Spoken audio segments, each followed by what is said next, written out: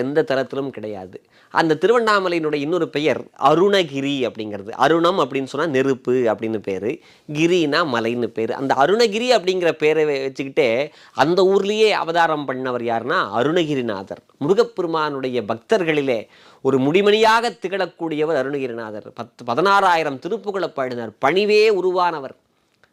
இன்னைக்கு நீட்டி எழுதுனா கட்டுரை, வெட்டி எழுதுனா கவிதைன்னு 1000 பேர் எழுதணும். ஆனால் திருப்புகழுக்கு இணையாக ஒரு பாடல் எழுத முடியாது.